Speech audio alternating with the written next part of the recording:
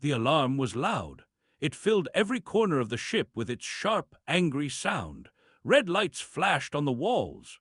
The computer spoke in a calm voice that did not match the situation at all. Warning, jump drive failure. Location unknown. Warning, jump drive failure. Captain sat in her chair on the bridge. She held a cup of coffee in her right hand. The coffee was still hot. She had made it only 5 minutes ago before everything went wrong. She took a small sip and looked at the main screen. She said, her voice was calm. "What happened?" Chief Engineer Park was already on his knees, pulling open a panel on the floor. Wires and circuits glowed beneath him. His hands moved fast, but his face showed no panic. He had fixed worse problems before. "The jump drive did something strange," he said. "It pushed us too far, much too far. I think a power converter failed during the jump." "How far is too far?" Captain asked. Navigator Lee stared at his screen. His eyes were wide. He checked the numbers 3 times because he did not believe them the first 2 times. "Captain," said slowly, "we are 47,000 light-years from Earth. We are in a part of space that no human has ever seen before." The bridge was quiet for a moment. The alarm still screamed. The red light still flashed. Took another sip of coffee. "Well," she said, "that is certainly far." Communications officer turned in her chair. She was young, only 26 years old, but she was very good at her job. Her fingers danced across her console. "Captain, I am picking up signals, many signals. There are ships nearby, big ships." "How many?" asked. 17. "No, wait." Paused. Her face became serious. "More are coming. I count 23 now. They are surrounding us." Stood up from the floor. He wiped his hands on his pants. "The jump drive is completely dead. We cannot run even if we wanted to." "I do not want to run," said. "We do not know who they are yet. Maybe they are friendly." On the main screen, the ships appeared. They were enormous. Each one was bigger than anything humans had ever built. They were dark, with sharp edges, like weapons floating in space. They moved with perfect coordination, forming a circle around the small human vessel. Whistled softly. "Those are warships, very big warships. One of them is the size of a small moon." "They have nice designs," said. "Very aggressive looking. I wonder what kind of engines they use."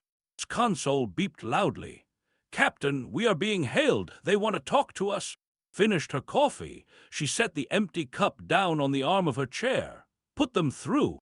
The main screen changed. Instead of stars and warships, it now showed a face. But it was not a human face. It was something else entirely. The creature was tall, with dark skin that looked like polished black stone. It had 4 eyes, all of them burning orange. Its mouth was wide, filled with teeth that looked very sharp.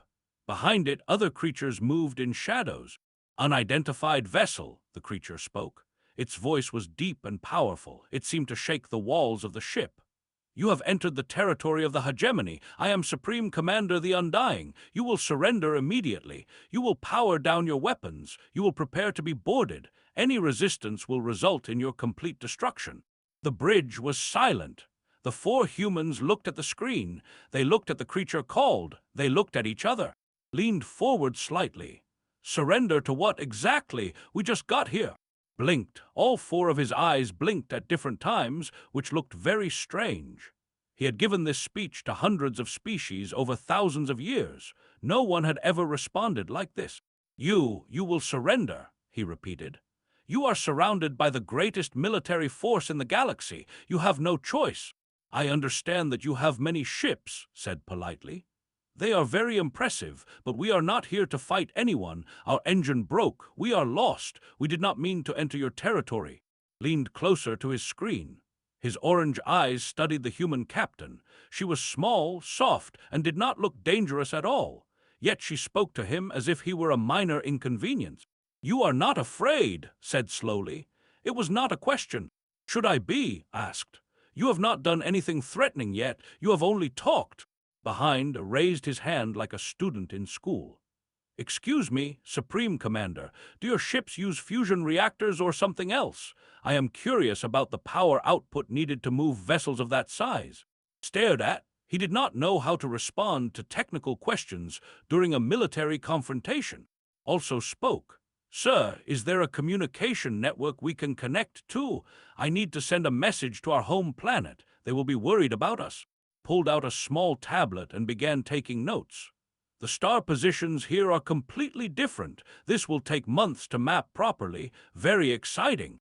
Felt something he had not felt in centuries. He felt confused. These creatures were surrounded by weapons that could turn their ship into dust. They were facing the most powerful military leader in the known galaxy, and they were asking about engines and taking notes about stars. Are you insane? Asked. He genuinely wanted to know. Smiled. It was a small, polite smile. No, Supreme Commander, we are human. We come from a planet called Earth, and honestly, we have had worse days than this. Sat back in his command chair. In 10,000 years of conquest, no one had ever told him that meeting his fleet was not their worst day. You will be brought aboard my flagship, said finally. You will be questioned. We will determine what to do with you. That sounds reasonable, said. Can we bring personal items? I would like to bring more coffee and perhaps some snacks. Do your ships have food we can eat? Ended the transmission without answering. He needed time to think. His second-in-command, a younger named, approached him carefully. Supreme Commander, what are your orders? Rubbed his face with his clawed hands. Bring them aboard, gently, do not harm them. Gently, sir, was surprised. They never did anything gently. Yes, gently, I do not understand these creatures. They are either the most dangerous things we have ever met, or they are completely foolish. Until I know which, we will be careful. On the human ship, the 4 crew members prepared to be taken. Packed his toolkit, packed her communication equipment, packed his mapping tablets, packed coffee, lots of coffee, and some dried seaweed snacks. Do you think they are friendly? Asked as they walked to the airlock. They pointed many guns at us and told us to surrender, pointed out. Yes, but they have not shot us yet, said. That is a good sign. Led her crew to the airlock door. On the other side, she could hear heavy footsteps, many heavy footsteps. Soldiers were coming for them. Remember, said to her crew, we are representatives of Earth. Be polite, be curious. Do not start any fights. And if they start a fight, asked. Thought about this for a moment. Then we will deal with that problem when it happens. Until then, we smile and ask questions. Humans are good at asking questions. The airlock opened. Tall soldiers stood outside, holding weapons that glowed with dangerous energy. They wore armor that covered their entire bodies. Their eyes glowed behind their helmets. Stepped forward first. She looked up at the soldiers. They were almost 3 meters tall. She was only 160 centimeters. Hello, she said cheerfully. Thank you for meeting us. We are excited to learn about your civilization. Is there somewhere we can sit down? We have been traveling for a long time. The soldiers looked at each other. They had captured thousands of species before. All of them had been terrified. All of them had begged or screamed or tried to run. This small human woman was asking for a place to sit. One soldier finally spoke. Follow us. Do not try to escape. We have nowhere to escape to, replied simply. Our engine is broken. Please lead the way. As the humans followed the soldiers down a long, dark corridor, examined the walls. Interesting construction. They use some kind of metal I have never seen before. The lighting is very dramatic, observed. Very dark and scary. I think they like that. The gravity feels slightly higher than Earth, noted. Maybe 1.2 G good for exercise. The soldiers marched in silence. They did not know what to do with prisoners who observed their ship like tourists. Somewhere behind them, Supreme Commander watched through security cameras. He watched the small humans walk calmly through his warship. He watched them point at things and talk quietly to each other. He watched them act like they had nothing to fear. For the first time in many centuries, felt uncertain. These humans were something new, something he did not understand. And in the vast history of the hegemony, things they did not understand had always been dangerous. Very dangerous indeed. The interrogation room was designed to create fear. The walls were black metal. The ceiling was very high, disappearing into darkness above. A single bright light shone down on a small table with 4 chairs. Everything else was shadow. They had used this room for thousands of years. Every species they captured felt terror when they entered. The darkness, the cold, the feeling of being small and helpless, it all worked together to break the spirit of prisoners. The four humans walked in and looked around. "It is a bit cold in here," said, rubbing her arms. "Do they not have heating?" "The dramatic lighting is nice," said, "very theatrical." Walked to the wall and touched it. "This metal is interesting. I wonder if it conducts electricity well." Walked to the table and sat down in one of the chairs. "Please, everyone sit. We might be here for a while." The guards stood by the door, watching. They reported everything to their commanders through small devices in their helmets. The commanders listened carefully. They expected crying. They expected begging. They heard complaints about temperature. After 10 minutes, a door opened on the far side of the room. 3 walked in. They were not soldiers. They wore different clothing, dark robes with symbols on them. These were interrogators, experts at getting information from captured species. The lead interrogator was named. She was tall even for her, and her 4 eyes were pale blue instead of orange. She had questioned thousands of prisoners in her career. None had ever confused her. Until now. "You are the creatures called humans," said. She did not sit down. She stood over them, trying to look powerful and threatening. "Yes, we are," replied. "My name is, I am the captain of our ship. This is Park, our engineer, Lee, our navigator, and our communications officer." Had not asked for their names. Prisoners usually did not offer information freely. She continued, "You entered hegemony space without permission.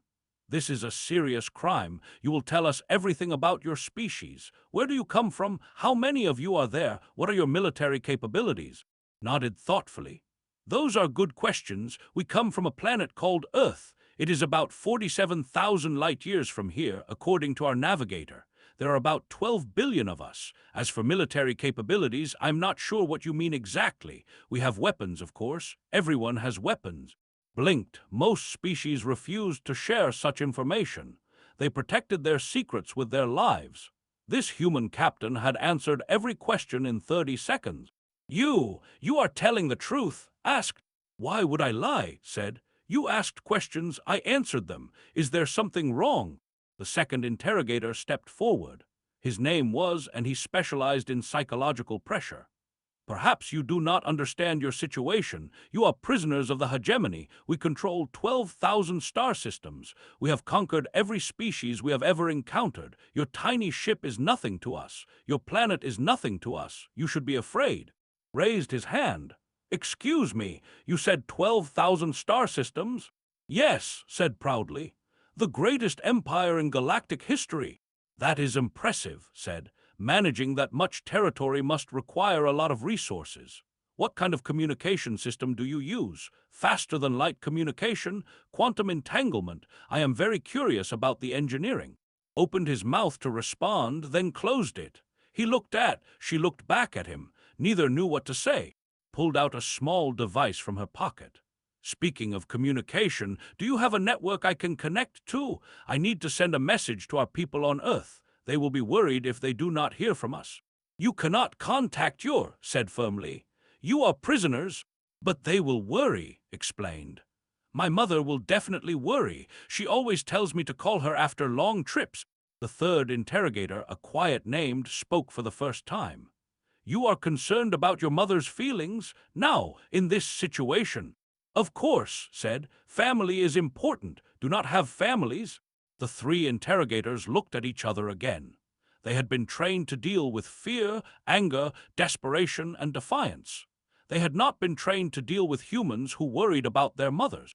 Tried a different approach. "We will take you to our medical facility. You will be examined. We will learn everything about your biology, every secret your bodies hold." "That sounds fine," said. "We should probably get medical checkups anyway. Space travel can be hard on the body." "We will scan your brains," continued, her voice harder. "We will find every memory, every thought, everything you have ever known." "Will it hurt?" asked. Paused. "Yes, probably. The process is not gentle." Shrugged. "I have had bad headaches before. I can handle it." Leaned forward. "Actually, while you are scanning our brains, could you send me the data? I would like to see how your scanning technology works. I have never seen alien medical equipment before." Felt a strange emotion rising in her chest. It took her a moment to recognize it. It was frustration. Pure, burning frustration. These humans did not react correctly to anything. "Do you not understand?" said her voice rising. "We can hurt you. We can destroy your ship. We can go to your planet and destroy everyone there. We are powerful beyond your imagination. Why are you not afraid?" The room was quiet. The four humans looked at each other, thought carefully before answering. "We understand that you are powerful," said gently. "Your ships are impressive. Your empire is vast, but we are humans. We have survived many terrible things. We have survived diseases that killed millions of us. We have survived wars that destroyed entire countries. We have survived disasters that changed our climate and killed countless species. We have survived things that should have destroyed us many times over." She paused and looked directly into pale blue eyes. "Being captured by an alien empire is frightening, yes. But it is not the most frightening thing we can imagine. We have imagined worse. We have survived worse. So we sit here, we answer your questions, and we wait to see what happens next. That is what humans do. We keep going." The interrogation room was completely silent, stood very still, processing what she had just heard. A species that had almost destroyed itself multiple times. A species that had survived extinction-level events through pure stubbornness. "You are very strange creatures," said finally. "We get that a lot," replied. Turned to her fellow interrogators. They had a quick conversation in their own language, which the humans could not understand. Then she turned back. "We will report to Supreme Commander. You will remain here. Food and water will be provided." "Thank you," said politely. "That is very kind." As the interrogators left, whispered too, "What do we tell the Supreme Commander?" "The truth," replied. "These creatures are either the greatest actors in the universe, or they are genuinely not afraid of us. Either way, they are dangerous." "Dangerous? They seem so calm and friendly." Stopped walking and looked back at the door to the interrogation room. "That is exactly why they are dangerous. A predator that runs at you is easy to understand. A predator that smiles at you and asks for food, that is something else entirely." Inside the room, the humans waited, pulled out a small pack of gum from her pocket and offered pieces to everyone. Examined the table, trying to figure out what material it was made from. Continued making notes on his tablet about the star positions he had observed. "That went well," said. "Did it?" asked. "They seemed upset. They expected us to be afraid. We were not. Now they do not know what to do with us," smiled slightly. "When people do not know what to do, they usually wait and watch. That gives us time." "Time for what?" asked. "Time to learn about them, time to understand this place, time to find a way to fix our ship and go home." Leaned back in her chair. "We are stuck here, but we are not helpless. We are humans. We adapt. We survive. We figure things out." An hour later, a soldier brought them food and water. The food looked strange, gray cubes that smelled like nothing. The water was clean and cold. "This is for eating?" asked, holding up a gray cube. "Yes," the soldier said. "It contains all nutrients necessary for survival." Bit into it, he chewed slowly. "It tastes like cardboard." "It is nutrition paste," the soldier said. "All prisoners receive it." Tried a piece, her face twisted in disgust. "This is terrible. Do you actually eat this?" "Eat different food. This is for prisoners." "Can we have what you eat instead?" asked. The soldier hesitated. No prisoner had ever asked for food before. "I will ask my superiors."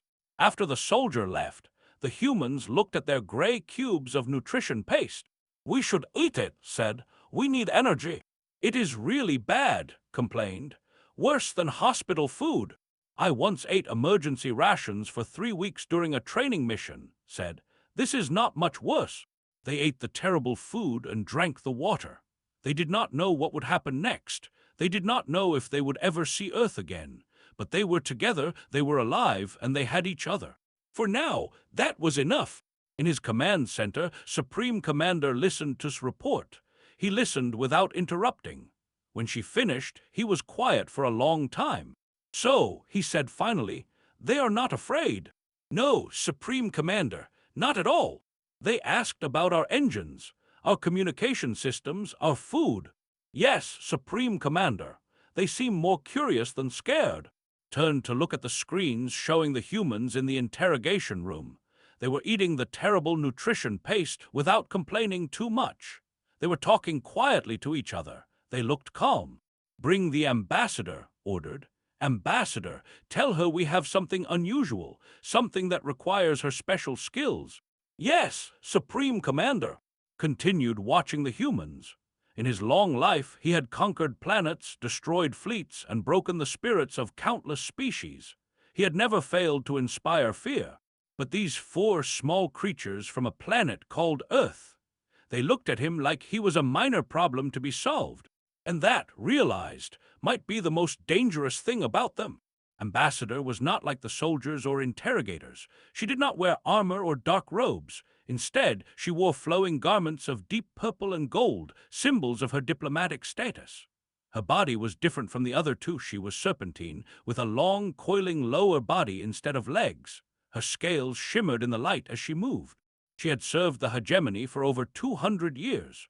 She had negotiated the surrender of 700 worlds. She had convinced proud empires to bow before power. She was considered the most skilled diplomat in the known galaxy. Supreme Commander had called her because the interrogators had failed. These humans required a different approach. Entered the room where the humans were being held. It was no longer the dark interrogation chamber. They had been moved to a more comfortable space. A meeting room with proper lighting and better furniture had ordered the change. Fear tactics had not worked. Perhaps comfort would reveal more. "Good day," said, sliding into the room smoothly. "I am Ambassador. I will be speaking with you from now on." Stood up and bowed slightly. "It is nice to meet you, Ambassador. I am Captain. These are my crew members." "Please sit," said graciously. "There is no need for formality. I am here to understand you better. The hegemony wishes to know more about your species." "We are happy to share," said. "What would you like to know?" Settled her coiled body into a position that was comfortable for her.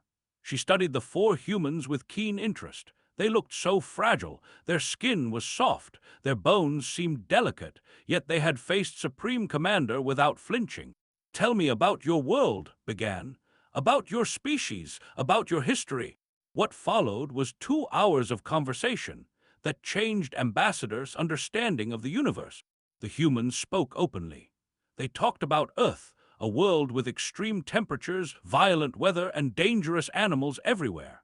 They talked about human history, endless wars, terrible diseases, and disasters both natural and self-created. Explained how humans had nearly destroyed themselves with nuclear weapons. Twice they had come close to total war. Both times they had pulled back at the last moment. He said this casually, like it was normal. "You almost ended your own species?" asked, shocked. "Yes," replied. "We were young and foolish. We learned from it mostly." Talked about Earth's environment. Humans had polluted their oceans, cut down their forests, and changed their climate. Millions of species had died because of human activity, yet humans kept going. They tried to fix their mistakes. Sometimes they succeeded. "You destroyed your own world and kept living on it," was having trouble understanding. "Well, we did not completely destroy it," said. "We made it worse, but we are working on making it better. It is a process." Talked about human culture. She explained music, art, movies, and something called the Internet. She described social media, where billions of humans shared every thought and experience with each other constantly. She showed pictures on her tablet, images of cities, nature, people, and cats. "Why are there so many pictures of small animals?" asked. "Humans love cats," explained. "And dogs. We keep animals as companions. We share pictures of them because it makes us happy." "You form emotional bonds with other species." "Of course, we form emotional bonds with everything," pointed to a picture of standing next to a machine. "Once cried when we had to replace an old engine on our ship. He had worked with it for 5 years. It was a good engine," said defensively. "It deserved respect." Felt her understanding of these creatures shifting. They formed attachments to machines. They kept other animals as family. They shared pictures of pets across global communication networks. Then talked about human biology. "This disturbed the most. We need about 4 to 6 hours of sleep," explained. "But we can function with less. Some humans have worked for days without sleep." Days without rest. How do you not die? We get tired and make mistakes, but we survive. Our bodies are adaptable. Added more information. Humans can eat almost anything. We have chemicals in our mouths that start breaking down food immediately. We can digest plants, meat, insects, fungi, almost anything with nutrition. There is a fruit called the chili pepper, said. It contains a chemical called capsaicin. It causes pain and burning sensations. Most animals avoid it completely. Humans eat it for enjoyment, added with a smile. Some humans compete to eat the spiciest peppers possible. They cry and sweat and feel terrible pain, but they keep eating. Felt cold. Capsaicin was used in biological warfare. It was a weapon, and humans ate it recreationally. What about your predators? Asked. Every world has dangerous creatures. How do you survive? The humans exchanged glances. They seemed amused by the question. We do not really have predators anymore, said. We hunted most of them. The ones that are left we protect in special areas. Sometimes humans pay money to see them. You hunted your predators to near extinction, and now you protect them. Yes, we felt bad about killing so many. Now we try to save the ones that are left. Was beginning to understand why was concerned. These creatures were not just unafraid, they were genuinely strange. They ate poison for fun. They formed bonds with machines and animals. They had nearly destroyed themselves multiple times and treated it as a learning experience. Let me ask you directly, said carefully. Do humans fear death? Considered the question seriously. She thought for a long moment before answering. We fear the process of dying. Pain, suffering, losing what we love, these things frighten us. But death itself, the end, she shook her head slowly. Not really. We mostly just find it inconvenient. It interrupts our plans. Inconvenient, repeated. You find death inconvenient. Everyone dies eventually. We know this. We accept it. What matters is what we do while we are alive, smiled. An old human once said, memento, it means remember that you will die. We use it as motivation, not fear. The meeting continued for another hour. Learned about human medicine, how they cut open their own bodies to fix problems inside.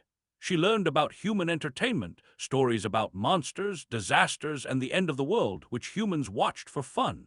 She learned about human sports, games where people hurt each other physically and called it healthy competition. Every answer created more questions. Every fact seemed impossible. Yet the humans spoke with complete honesty. They did not hide or exaggerate. They simply described their species as if everything was normal. When the meeting ended, excused herself.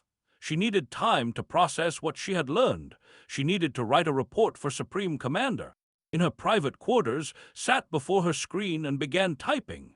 Her hands trembled slightly as she wrote. Assessment report, human species. After extensive interview with 4 human representatives, I must express serious concerns about this species. The humans appear physically weak compared to. They are smaller, slower, and less naturally armored. However, their psychological and cultural characteristics are unprecedented in hegemony records. Key findings: humans have survived multiple extinction-level events, including self-inflicted disasters. This indicates extreme resilience and adaptability. Humans consume substances that are toxic to most species.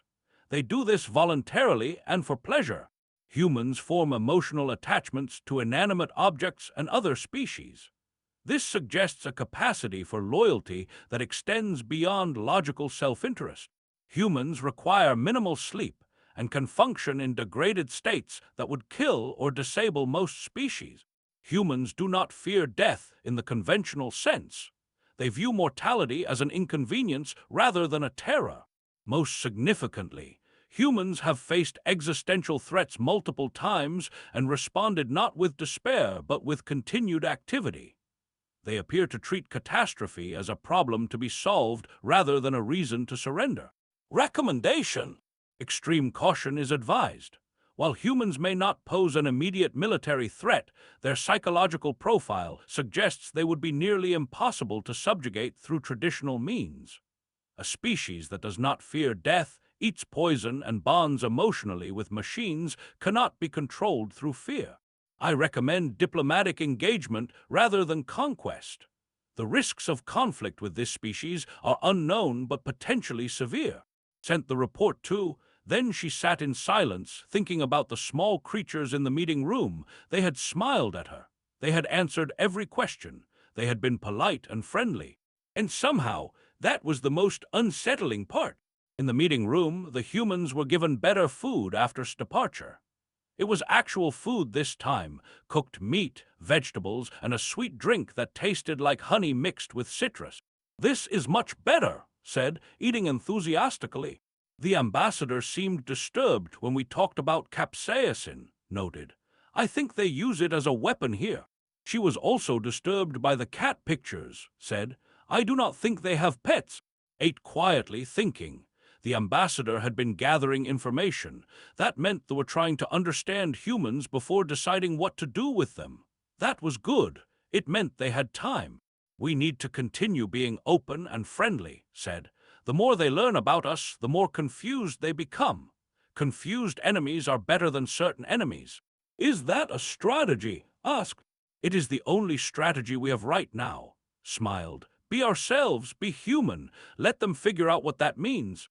Somewhere above them, Supreme Commander Red's report. He read it 3 times. Then he called his military council. "The humans are more dangerous than we thought," he announced. "Not because they are strong, because they do not break." His advisors looked confused. "How can that be dangerous, Supreme Commander? Weakness is weakness." Shook his head slowly. "You do not understand. We conquer through fear. Every species we have encountered fears death, fears pain, fears loss. We use that fear against them." He looked at the report again. "But what do you do with a species that eats poison for fun, that treats extinction events as learning experiences, that finds death inconvenient instead of terrifying?" No one had an answer.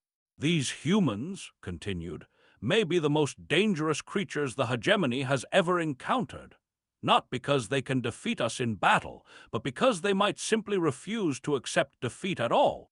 The council was silent. They had conquered 12,000 star systems. They had never failed. But they had never met humans before.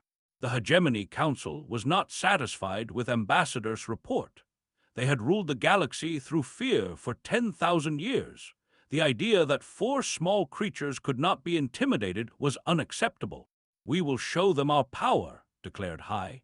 "They have not seen what the hegemony can do. Once they witness our true strength, they will understand their position."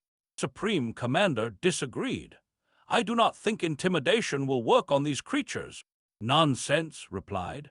"Every species can be broken. We simply need to find the right pressure point, arrange a demonstration, show them the full might of our military." Had his doubts, but the council had spoken. A military parade would be organized, the largest display of power ever assembled for a diplomatic purpose. The next day, the humans were escorted to an observation deck on the flagship. The deck was positioned to give a perfect view of space. Enormous windows stretched from floor to ceiling, showing the stars beyond. "Please watch," said. He stood beside the humans, eager to see their reaction. "You will now understand why resistance to the hegemony is futile." The parade began. First came the warships, thousands of them emerging from the darkness of space like a swarm of deadly insects. Each ship was massive, bristling with weapons. They moved in perfect formation, creating patterns that spelled out symbols of dominance.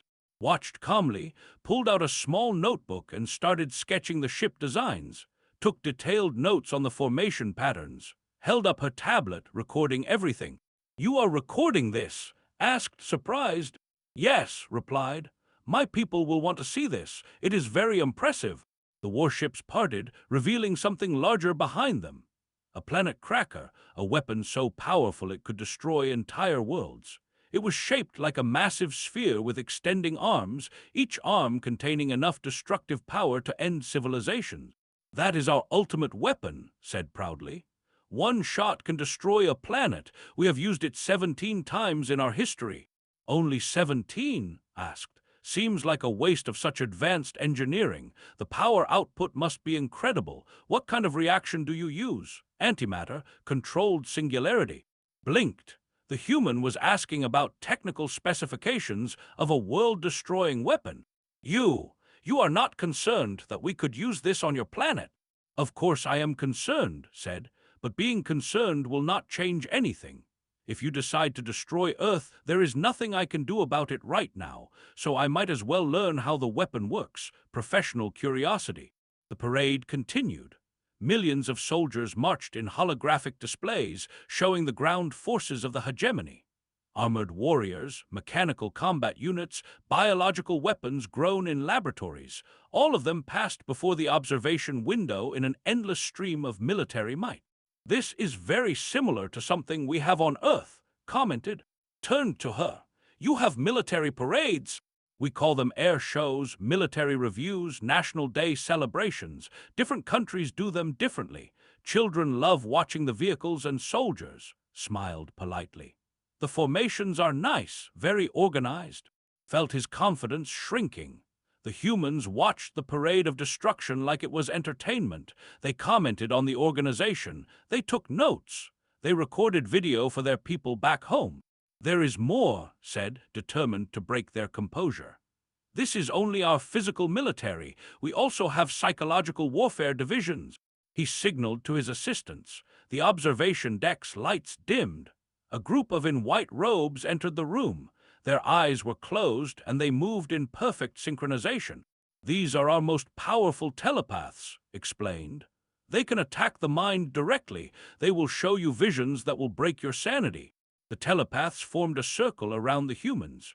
They began to hum, a low, resonant sound that seemed to vibrate inside the chest. Their eyes opened, revealing pure white orbs. The psychic assault began. Images flooded into the humans' minds. Cosmic horrors, creatures of impossible size and shape, entities from the spaces between stars, things that existed beyond normal reality. The visions were designed to trigger primal fear, to overwhelm the mind with terror that went beyond words. The telepaths pushed harder. They showed the humans the end of everything, universes collapsing, time itself dying, existence becoming nothing. They showed madness and despair and infinite suffering. Then they stopped. The telepaths stepped back, exhausted from the effort. They looked at the humans expectantly, waiting to see shattered minds and broken spirits. Blinked several times. That was interesting. The visuals reminded me of a film I watched when I was a teenager. What was it called? He turned to. The one with the tentacle monsters and the dark space. Oh, yes, said. There was a whole series of those. The special effects were good, but the story was weak. Looked at the telepaths curiously. Can you do that again? I was not paying attention at the beginning. I was still thinking about the Planet Cracker weapon. Remained seated, completely calm. The imagery was very creative. We have something similar in human art. We call it cosmic horror. A writer named popularized it about 200 years ago. The lead telepath staggered backward. How? How is this possible? We showed you the most terrible things in existence. Did you? Tilted her head. Perhaps what frightens is different from what frightens humans. We have the internet. We have seen many terrible things. Our artists create horror for entertainment. We watch it, read it, play games about it. These visions were unpleasant, but they were not new. His confidence had now completely disappeared. He had shown them weapons that could destroy planets. They had asked about the engineering. He had shown them visions of cosmic horror. They had compared it to human entertainment. I do not understand your species, admitted. We get that a lot, said kindly. After the failed demonstration, the humans were returned to their quarters. Immediately called an emergency meeting of the council. His report was not what anyone wanted to hear. The intimidation has failed completely, said. They watched our entire military parade like tourists viewing an attraction. The psychic attack had no effect. They compared our most powerful telepathic visions to human entertainment media. This is impossible, one protested. No species can be that resistant to fear. Apparently, humans can, replied. Ambassador was right. These creatures do not respond to fear the way other species do. Spoke up. I told you this would not work. Humans are not like anything we have encountered before. We cannot treat them the same way. Then what do you suggest? Demanded. I suggest we do something the hegemony has never done before, said slowly. I suggest we negotiate as equals. The council erupted in protests. The hegemony did not negotiate with lesser species. They conquered, they dominated, they ruled. We have no choice, continued. We cannot frighten them into submission. We do not know their military capabilities. Ambassador's report suggests they may be nearly impossible to conquer through conventional means. If we start a war with them, we may face an enemy that simply refuses to give up, no matter what we do. We could destroy their planet, someone suggested. Use the planet Cracker, end them completely. And if they have colonies we do not know about, if they survive and rebuild, if they spend the next 1,000 years seeking revenge, shook his head. The humans mentioned they have 12 billion individuals on there alone. They have spacefaring capability. They may have other settlements. We do not know enough to guarantee their complete destruction. And a partial victory against a species this stubborn could become a permanent problem. The council debated for hours. In the end, they agreed to attempt diplomacy. It was not a happy decision, but it was a practical one. Better to make peace with an uncomfortable ally than create an enemy who could not be defeated. In their quarters, the humans had no idea what was happening in the council chambers. They passed the time by playing cards, a game had taught everyone during their long space journey. "Do you think the parade worked?" asked, laying down his cards. "It worked in some way," said. "They wanted to scare us. We were not scared. That tells them something." "What does it tell them?" "That we are either very brave or very foolish. Hopefully they think we are brave." Picked up a new card. "But honestly, I was scared. Those ships were enormous. That planet Cracker could destroy Earth easily." "Then why did you not show it?" asked. "Because showing fear would not help us. We have no power here. We have no weapons, no backup, no way to escape. Our only advantage is that they do not understand us." Looked at her crew.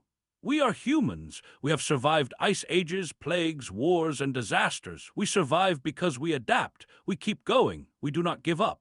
So our strategy is to confuse them until they give up trying to scare us." Asked. "Something like that," admitted with a small smile.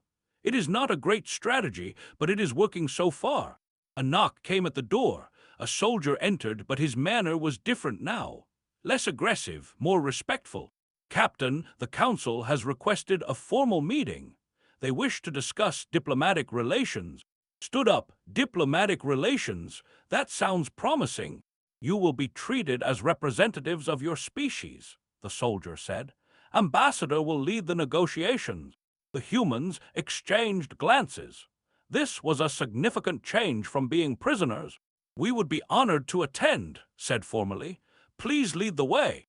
As they followed the soldier through the corridors, whispered too, "Do you think we actually scared them?" Smiled. "I think we confused them so much that they decided it was safer to talk than to fight." "Is that winning?" "For a species with no weapons, stuck 47,000 light-years from home," nodded. "Yes, I think that counts as winning." Behind them, watching through security cameras, Supreme Commander observed the humans walking calmly through his flagship. They were still treating everything like a minor adventure. They were still calm, curious, and completely unperturbed. For the first time in his long military career, wondered if the hegemony had finally met its match, not in a battle of weapons, but in a battle of spirit. These humans might be small, weak, and technologically inferior, but their minds were something else entirely, something that could not be conquered. The negotiation chamber was very different from the interrogation room. The walls were polished white stone. Beautiful artwork decorated the surfaces, paintings and sculptures from thousands of conquered worlds. A long table made of dark wood sat in the center, with comfortable chairs on each side. Supreme Commander, Ambassador, and sat on one side. The 4 humans sat on the other. Between them was not just a table, but 10,000 years of dominance. "Let us begin," Ambassador said. Her voice was formal but not threatening. "The Hegemony Council has decided to pursue diplomatic relations with your species. This is unusual for us." "We appreciate the opportunity," Captain replied. "We are also interested in peaceful relations. Our arrival here was an accident, but perhaps it can become something positive." Leaned forward. "Let us be clear about our situation. The hegemony is the most powerful civilization in this galaxy. We have ruled for 10,000 years. We have never been defeated. You are 4 individuals from an unknown species, far from home, with a broken ship. All of that is true, agreed. And yet, continued, you have shown no fear. You have faced our military displays without flinching. You have resisted our psychic attacks. You have answered every question with impossible calmness. He paused. We find this concerning. Concerning? Asked. Why would our calmness concern you? Answered, because we do not understand it. Every species we have encountered responds to power with fear. You do not. This makes you unpredictable. Unpredictable things are dangerous. Nodded slowly. I understand. You are worried that if you threaten us, we will not back down. You are worried that if you attack our planet, we will fight back forever. You are worried that we are too stubborn to conquer. They exchanged glances. The human captain had understood their position perfectly. Yes, admitted. That is our concern. Then let me ease your worry, said. Humans are stubborn. We are very difficult to defeat permanently. History has shown this many times, but we are not warlike by nature. We prefer trade, exchange, and cooperation. We only fight when we must. We prefer the same, said. Despite our military power, most of our relationships with other species are economic, not military. Then we have common ground, said with a small smile. The negotiations continued for hours. Point by point, they discussed the terms of humanity's relationship with the hegemony. First, the humans requested safe passage home. They needed their ship repaired and directions back to Earth. They agreed. They wanted to know more about human territory anyway, and returning the crew safely would be a gesture of goodwill. Second, the humans proposed a trade agreement. Earth had resources and goods that might interest the hegemony. They had technology that could benefit humanity. Mutual exchange would strengthen both civilizations. Third, and this was Sci's idea, they proposed a cultural exchange program. Humans would share their entertainment, art, and media with the hegemony. In return, would share theirs with humanity. Cultural exchange? Seemed confused. Why would you prioritize this? Smiled, because culture creates understanding. When you watch our stories, listen to our music, and see our art, you learn who we really are. And we learn who you are by experiencing your culture. This builds trust faster than any treaty. Considered this thoughtfully. An interesting approach. What kind of cultural materials do you have? We have something called Korean dramas, said enthusiastically. They are very popular on Earth. Romantic stories, family conflicts, historical adventures, very emotional. Also, we have films, music, games, books, and something called social media where people share short messages and pictures all day. Pictures of cats, remembered. Many pictures of cats, confirmed. Also dogs, food, sunsets, and themselves. Humans like sharing. The negotiations took 3 days total. By the end, they had created a framework for peaceful relations between the hegemony and humanity. It was not an alliance, but it was not hostility either. It was a beginning. When the final agreement was signed, spoke privately with, Captain, may I ask you something personal? Of course, Supreme Commander. Were you ever afraid, truly afraid, from the moment you arrived until now? Was quiet for a moment. Then she answered honestly, I was terrified. From the first moment we were surrounded by your ships until this very minute, I have been afraid. For myself, for my crew, for my planet. The fear has been constant. Looked surprised. You showed no sign of it, none at all. Showing fear would not have helped us. It would have made you confident. It would have encouraged aggression, so I controlled it.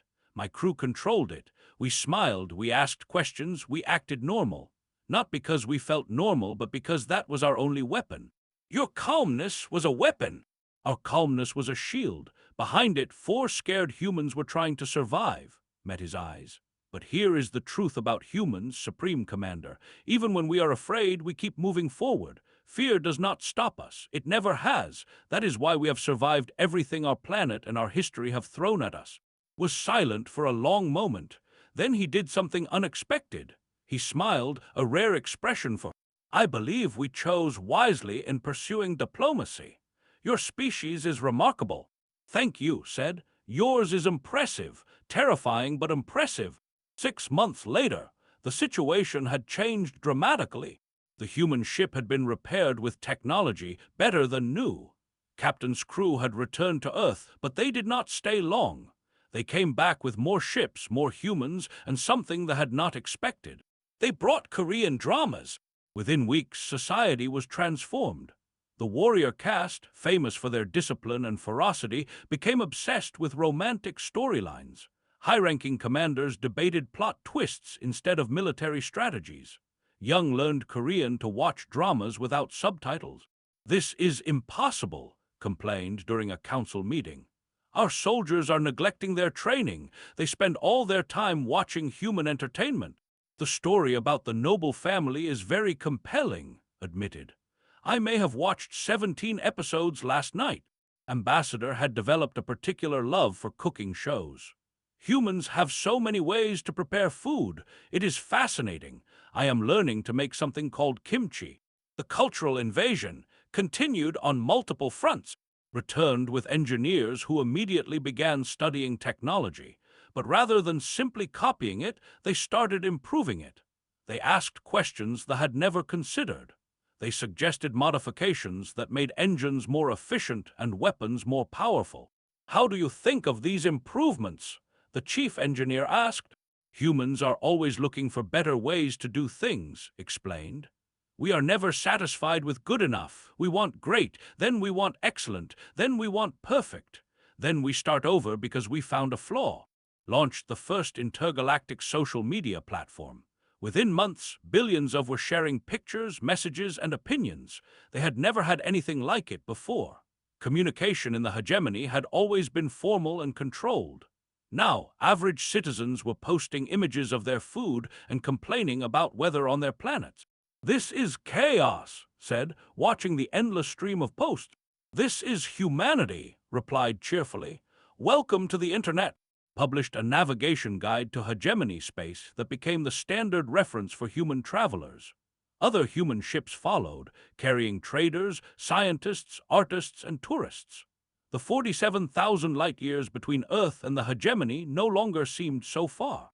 1 year after the accidental arrival, the Hegemony Council met to assess the situation. "We have not conquered the humans," reported, "but they have also not conquered us." "Have they not?" asked quietly. "Our warriors watch their dramas, our scientists study their innovations, our citizens use their social media, our language is filling with human words. Tell me who has conquered whom." The council was silent. They had faced military enemies for 10,000 years and defeated them all, but they had never faced cultural influence before. They had no defense against stories, songs, and pictures of cats. "Perhaps conquest is the wrong framework," suggested. "Perhaps this is something different, something new." "What would you call it?" asked. Considered the question. "Partnership, exchange, maybe even friendship. I do not think humans see us as enemies. They see us as neighbors they have not met yet. Strange neighbors with different habits, but neighbors nonetheless." On the flagship's observation deck, Captain stood with Ambassador. They watched space together, the stars, the distant planets, the ships moving between worlds. "You have changed our civilization," said. "In 1 year, you have changed more than we have changed in centuries." "We did not mean to change anything," replied. "We just acted like humans." "That is precisely the point. Humans do not conquer through weapons. You conquer through culture, through stories, through sharing. You make other species want to be more like you." Shook her head. "We do not want anyone to be like us. We just want to be friends, to learn from each other, to build something together." "And that," said softly, "is why you are so dangerous. You offer something better than dominance. You offer connection." They stood in comfortable silence, watching the stars. The hegemony had ruled the galaxy through fear for 10,000 years. They had conquered every enemy they faced. They had never been defeated. But humans were not enemies. Humans were something else entirely. Curious, stubborn, creative creatures who treated alien empires like interesting neighbors and brought dramas, memes, and friendship to the other side of the galaxy. The hegemony had not been conquered. It had been befriended. And somehow, that was more transformative than any conquest could ever be. Captain looked at the stars and smiled. Her crew was scattered across space now, improving engines, mapping new routes, building communication networks. They had come here by accident, afraid, and alone. Now they were part of something bigger than they had ever imagined. That was the human way. Fall down, get up, keep moving forward, find problems, solve them, make friends along the way. Face fear, survive it, turn it into a funny story for later. Somewhere on a warship, a commander was watching episode 37 of a Korean drama and crying at a romantic scene. Somewhere in a research station, scientists were arguing about the best human memes. Somewhere in a market, young were wearing human-style clothing and listening to human music. The universe had changed, not through war, not through conquest, through something as simple as a broken engine, 4 brave humans, and the unstoppable force of human culture.